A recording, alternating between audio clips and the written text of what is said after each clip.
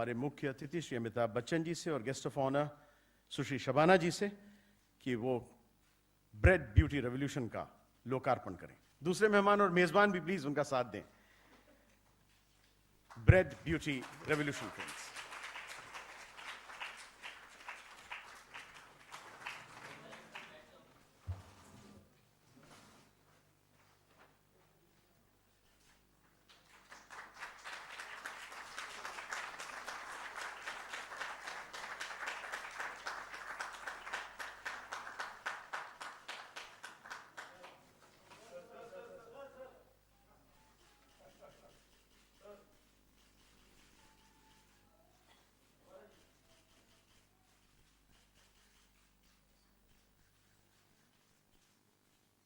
Credo of a non-writer, because it was discussed कि आखिर अब्बास साहब कौन थे, तो उन्हीं के लफ्ज़ों में सुन लेते हैं।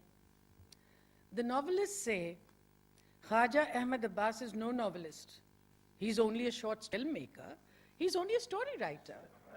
The journalists say Khaja Ahmed Abbas is not a journalist. He's merely a story writer.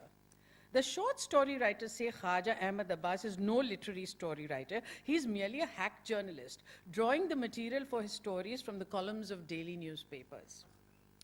I think we may sum up the situation as a consensus that I am a short story writer of sorts, maybe a non-writer.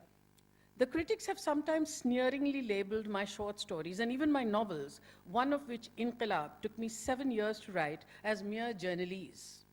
Obviously, the fact that some of them owe their inspiration to real-life incidents chronicled in the daily press is enough and sufficient to put my stories beyond the pale of literary creation. Maybe I'm a non-writer, an unredeemed journalist and columnist, masquerading as a writer of fiction. I have always believed that while the inner life of people undoubtedly is and should be the primary concern of creative fiction, this inner, personal, subjective life is being daily influenced, molded, and transformed by the external social forces. No man or woman is totally free from the impact of objective social reality.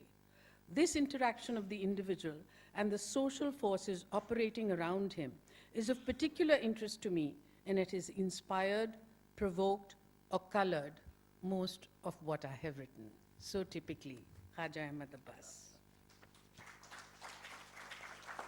I just Hindustani. And so, even if that is a passage he wanted to read, I've stolen it. So in the book, it talks about how Abbas Sahab was wanting to cast people against type for his film Saath Hindustani. One day someone brought a snapshot of a tall young man, and I thought that the boy was in Bombay. I said, let me see him in person. He will be here day after tomorrow evening.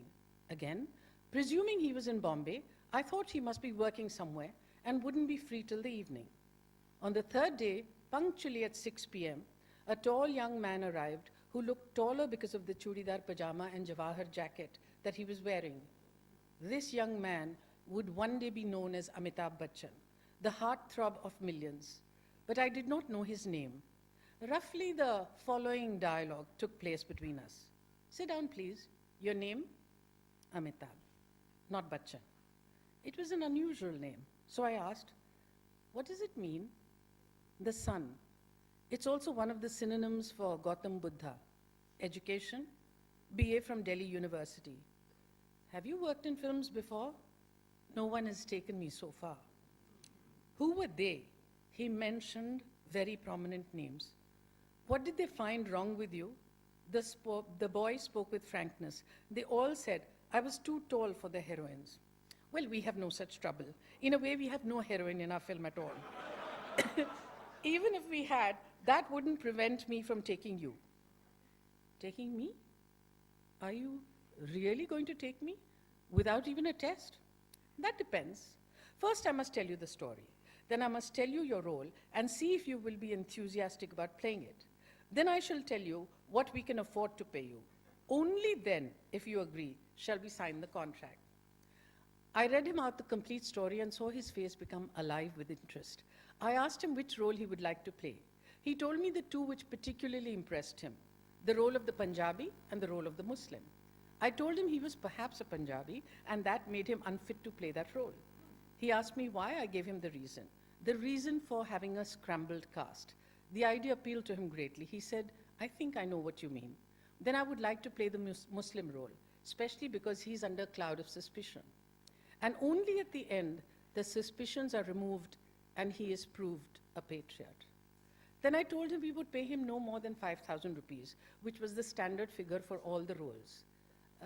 He seemed a little hesitant, and I asked him, are you earning more than that? I was, he said. I asked him what he meant. He said that he was getting about 1,600 a month in a firm in Calcutta. I resigned the job and came over. I was astonished. You mean to say that you resigned a job of 1,600 rupees a month just on the chance of getting this role? Supposing we can't give the role to you? He said, one has to take chances, with such conviction that I said the role is yours. Then I called my secretary, Abdul Rahman, to dictate the contract. I asked the tall young man for his name and address. Amitabh, after some hesitation. Amitabh Bachchan, son of Dr. H.R. Bachchan. Stop, I said. This contract cannot be signed until I telegraph and get your father's consent. He's a colleague of mine on the Soviet Land Nehru Award Committee. I wouldn't like to have a misunderstanding with him. I'm afraid you will have to wait for 2 more days.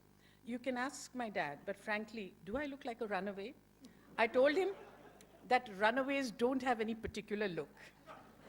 So I dictated, instead of the agreement, a telegram to Dr. Bachchan in New Delhi and asked him if he was willing to let his son become an actor. 2 days later, a telegram came reading, no objection where you are concerned. This is the whole story about how Amitabh Bachchan came into films. That was, of course, after Saeeda Appa had already discovered him.